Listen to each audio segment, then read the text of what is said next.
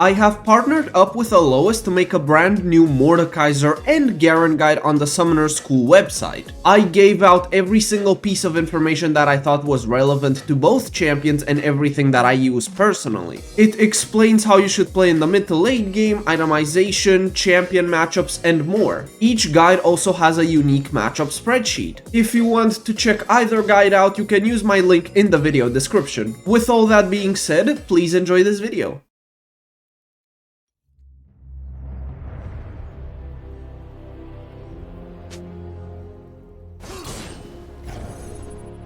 In my opinion, this isn't actually that tough of a lane for Malphite. The worst part about it is the fact that his barrels ignore part of your armor, and the fact that his passive deals true damage and that can't be reduced by armor. You want to try to dodge as many kegs as possible, and you want to make sure he doesn't constantly tag you with his passive burn. Your W also acts as an auto attack reset, so if you want to quickly destroy a barrel, you can do an auto plus W before Gangplank gets to kill it. It's also worth noting that his passive deals magic damage, which doesn't really matter unless he's playing AP Gangplank, but it can deal a significant amount of damage if you sit in it because you won't buy magic resistant to Gangplank. Arcane Comet Qmax seems pretty good into him. You can constantly chip him down and force him to W to heal. If you want to, you can straight up rush plated steel caps, but you can also go for a lost chapter rush and you sit on it and that way you gain way more mana, or you even have the option of doing something like a sapphire crystal and sitting on it and then going into your first legendary item. Into Gangplank, I'd say you can go either Iceborne Gauntlet, Deadman's Plate, or Ronduin's Omen. The best out of the three will be Ronduin's because Gangplank will always buy crit. Even if he might not have that much crit when you purchase it, it's gonna be really good. Gangplank typically aims for that 100% crit chance build or 75% crit chance build. So by having Ronduin, you will greatly reduce his damage. The active slow is also pretty good. He can use his W to cleanse your Q slow, but then you can tag him with the Ronduin and keep him in place still. In team fights, you can be fine against him. You just have to make sure you destroy his kegs so that he doesn't explode your backline.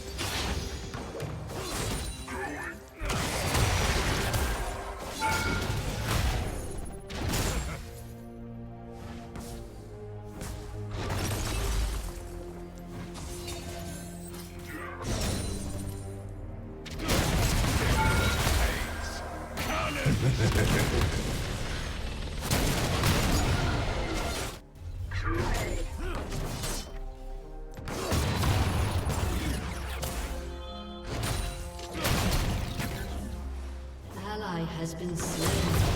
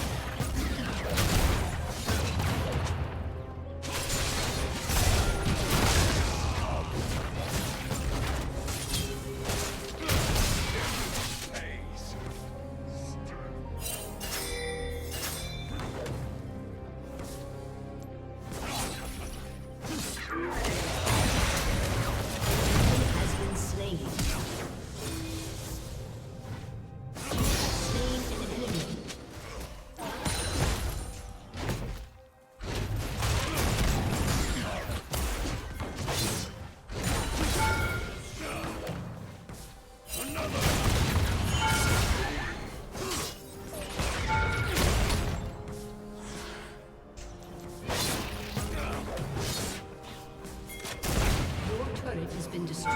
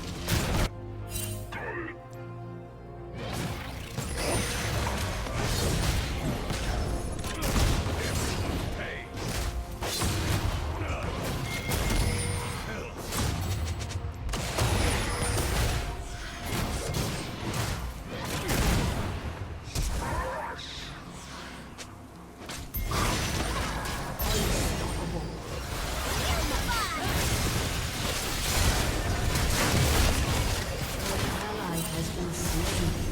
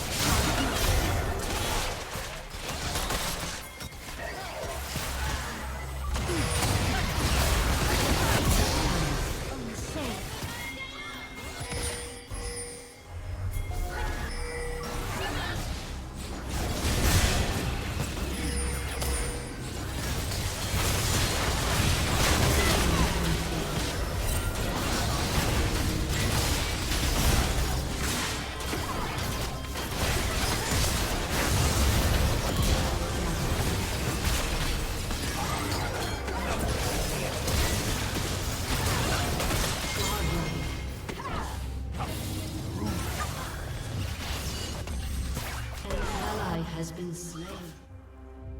Your turret has been destroyed.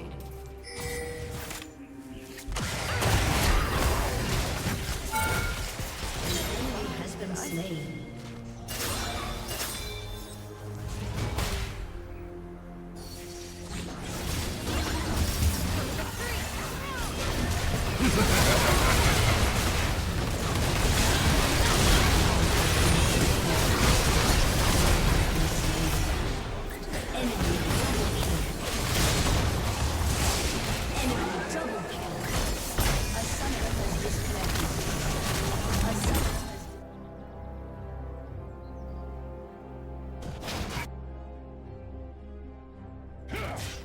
The later the game goes, the tankier Ornn gets. He will be a super tank around 5 or 6 items. It will take you a really long time to kill him unless you go Mortal Reminder or Lord Dominic's Regards. In the early game you can kill him, but you also have to watch out for his damage. His triple brittle combo is especially deadly, but you can use your W to greatly reduce the damage of the triple brittle combo. You just have to make sure that you have it up. You can also try to tackle out his mana. He will eventually run out of it, and in the early game he is pretty killable with Ignite. You have some good kill angles on him. If Ornn decides to rush Warmog's armor, it's gonna be much tougher for you, because then the only thing you can do is tackle out his mana and nothing else. If you try to beat him by out-sustaining him, the Warmog's regen won't allow that. So what you're gonna need to do is walk in, force him to use some spells, and then walk away and regen. And eventually, after he does that enough times, he will run out of mana. That's just gonna take a very long time. After my Stride Breaker, what I like to do into Ornn if I wanna just perma side lane is go for Hole Breaker. I can also go for Lord Dominic's or Mortal Reminder as my second item though. And then as my third item I can go for that Hole Breaker. And that way I can sit on side lane and completely ignore him and attack the tower. I can activate Demolish on the tower and it doesn't really matter if I take away his health. And I can also proc that Hole Breaker effect. On top of the fact that the cannon minions will be super tanky once I get the Hole Breaker. Because it will reach the tower no matter what. It will take him such a long time to kill it. He might even need to use his ultimate to actually kill kill the cannon, I'm not kidding. This game was mostly a fiesta, I'd say. I think I could have played it better later on, but it essentially devolved to me going on the opposite side of the main objective every single time it was up and making sure that I pressure that side. This way Ornn can't team fight, and if more people come to stop me, then I can actually make it to where my team takes an advantageous fight. And I repeated this cycle over and over and over again, quite a few times actually. I even purchased Bastion Breaker thinking I could use the effect to deal even more tower damage, but in the end it didn't do anything, so I sold it for another item later on.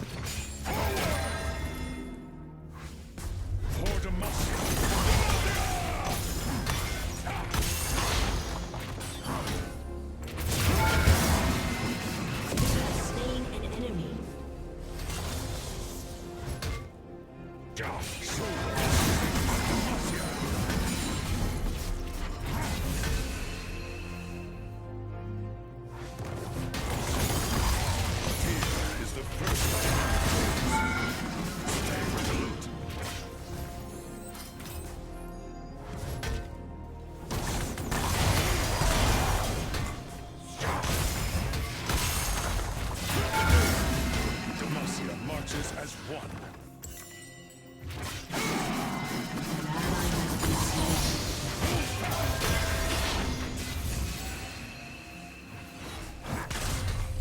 Here I misplayed because I wanted to dive Ornn, but I also wanted to try to live. So instead of full committing onto Ornn and letting my full spin hit him, he ends up living and I end up dying. What I should have done is just stuck to him, and that way my spin would have fully hit him and then we just trade 1-for-1. And I would not mind this 1-for-1 because it's a cannon wave.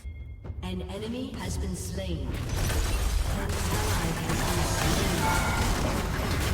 Never waver.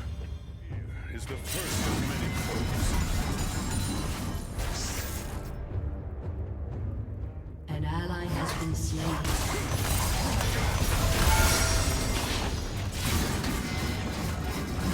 Enemy double kill. This world needs hope.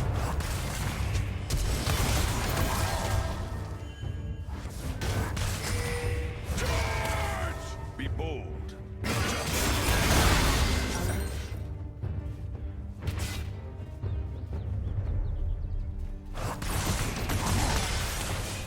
We are on guard.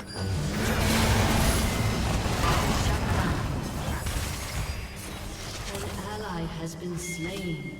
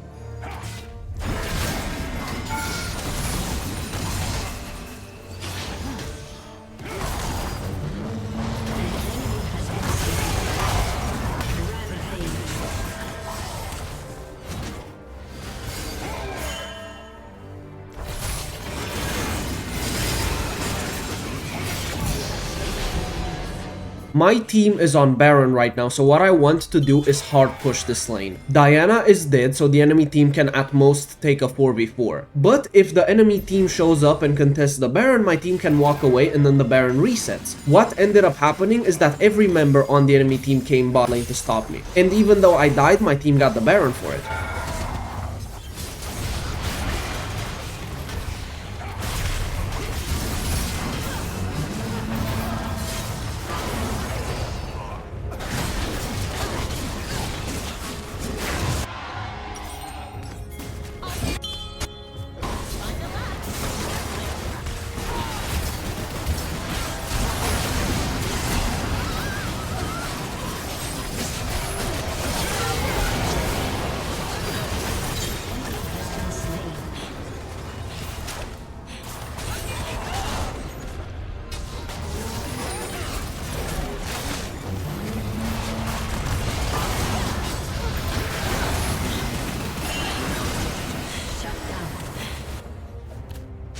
Now dragon is up, so I go top lane. It's just pretty simple macro. You go to the opposite side of the main objective and you hit towers and you force the enemy team to answer you with more people. There is obviously a chance that the enemy team ends up winning the dragon fight and they take the dragon, but as long as it's not soul, it's not the end of the world. If the enemy team is gonna get soul off of that dragon, most of the time you wanna go there just to make sure you deny it.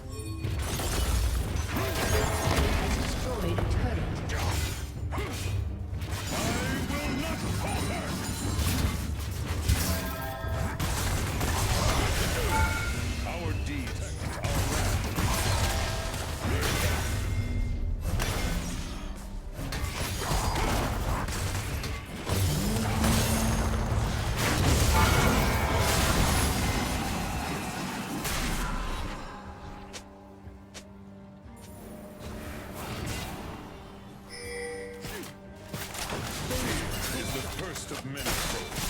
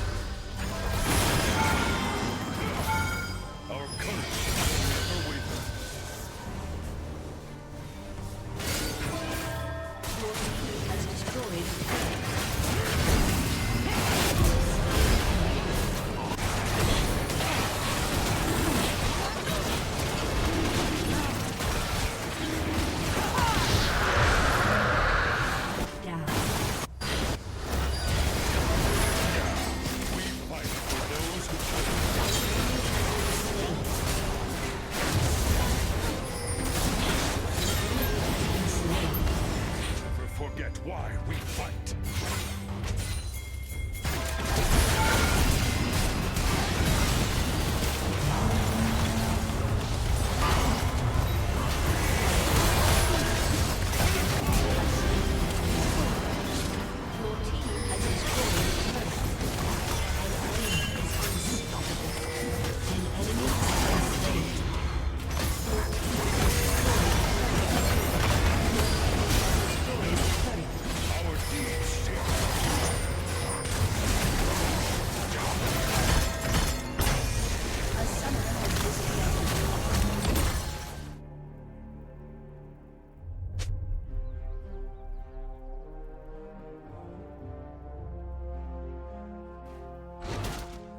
I thought it was going to be Vayne top and not Mordekaiser top. Luckily, I run the same rune page against both matchups. I just itemized differently. A really important thing that you need to keep in mind is the fact that your ultimate can cancel his if you time it properly. While you are flying through the air, you are immune to his ulti. Another thing that is very important to keep in mind is that whenever you Q him, he can Q you. So what you can do is walk in pretending to Q him, and then walk back at the very last moment when he thinks you're about to Q and he's probably gonna throw out his own Q, and then walk right back in to throw your own Q, and you don't take any of his Q damage. You don't need to always do this, but it is good to do, especially if your passive is down. His W can also block one of your Qs, so you have to keep that in mind. But I actually max my Q in this lane, and the reason I max my Q in this lane is because I end up going for a lot of mana. Tear of the Goddess gives me a lot of extra mana, and then what I can do is rush a Lost Chapter or just sit on a Sapphire Crystal. And and by doing that I will have enough mana to where I can perma Q-poke him and eventually he will die. His W doesn't have that low of a cooldown to where he can always block a Q if I constantly Q-poke him. And I can also short trade into him whenever his W is down, because I can just do Q auto WE and then run away. Especially because I also run phase rush in this lane. It helps a lot because whenever he pulls you in, you can proc that phase rush and sprint away. Phase rush is especially good into Mordekaiser if he rushes Rylai's, because the speed with the slow resist will actually allow you to distance yourself away from him. Otherwise, the moment he gets Rylai's, you're never going to be able to escape him if he tags you with his Q and E and procs up his passive. And the item that I like to rush every single time into Mordekaiser will be Kainic Rookern, because he will have to get through my passive shield and the Kainic shield. And that is very difficult to do as Mordekaiser unless you go into a very extended trade. And because Malphite doesn't go into an extended trade and you just perma poke him, he won't be able to proc down your shield almost ever.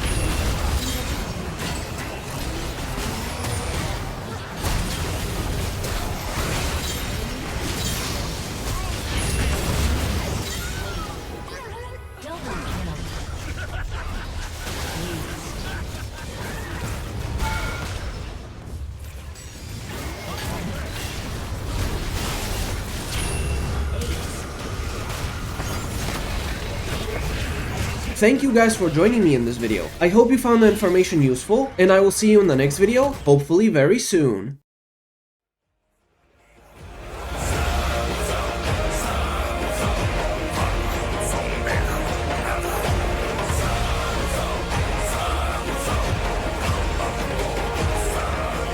I am favored by the gods and awaited in the Hall of Bones.